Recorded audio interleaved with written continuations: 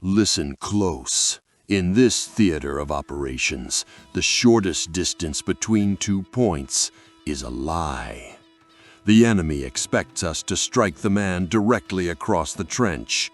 Instead, we reach across the map to throttle the one who thinks he's safe in the rear.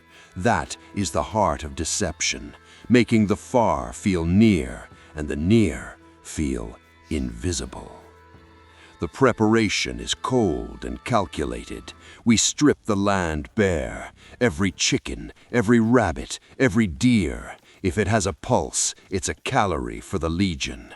We hoard the food until the foundation of the war machine is set. Then, the priorities shift. We don't waste time on stone.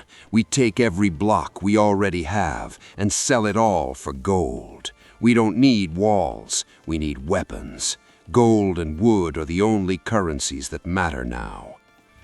While the enemy is distracted by the posturing on their own borders, 2 lone operatives slip out into the dead space.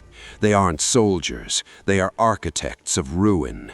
They walk a long, quiet path, bypassing the immediate threat to set up a forward siege workshop right under the nose of the distant commander. This is... The forward siege workshop is live. The air smells of sawdust and scorched iron. Now we hammer the gate. Thud, thud, thud. The Roman rams are singing the only song the enemy understands. Every strike shakes the very foundation of their arrogance. Look how easily that stone shatters. They spent their lives building these walls, thinking they were safe. It is nothing but a false sense of security. See that? They're desperate now. They're sending out laborers, trying to re-wall against a Roman legion. Not today. The scorpions are waiting. The moment a builder touches a stone, they are pinned to the earth by a bolt the size of a spear. Any man who tries to patch that hole is already dead.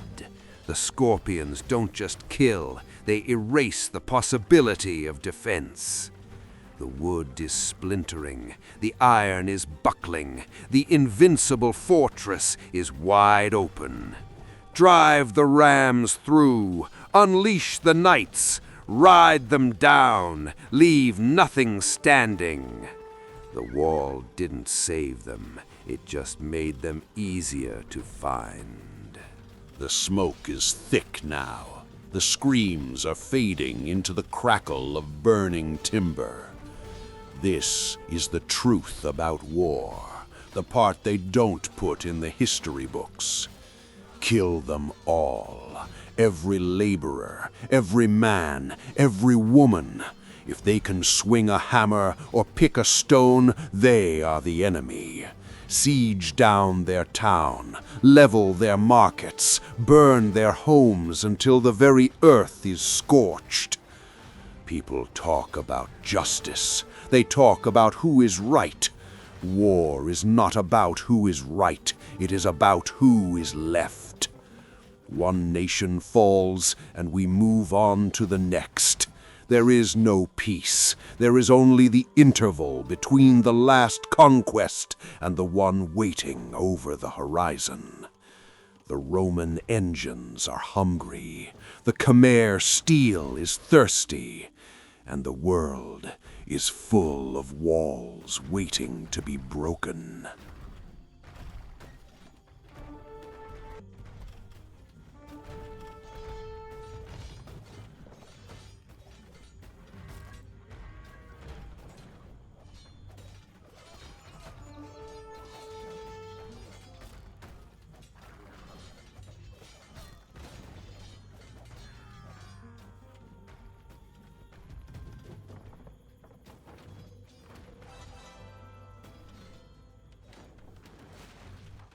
Don't stop.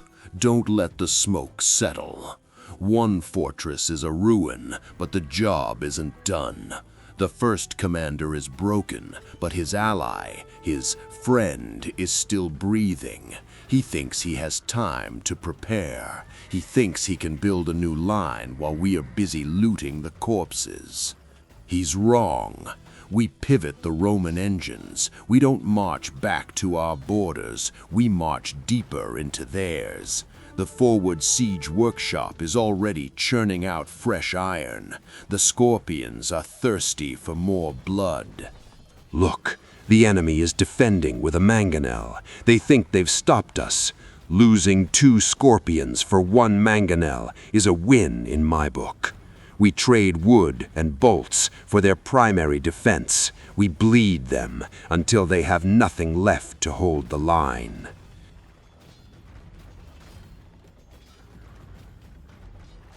And once the Roman rams have cracked that shell, and the scorpions have cleared the battlements, the Khmer deliver the hammer blow. They storm through the breach with the heavyweight, heavy elephants, and knights. The enemy expects a local skirmish. We give them a total collapse of their interior. By the time they realize the attack isn't coming from their neighbor, but from the distant Roman shadow, the lane is already open for the stampede. Look at that. Another one rolls out of their workshop. Look at the desperation. They're rolling out another Mangonel, hoping, praying that this time it'll reach our lines. It's pathetic. That is how you win a war. You don't fight the man in front of you. You destroy the man who thought he was out of reach.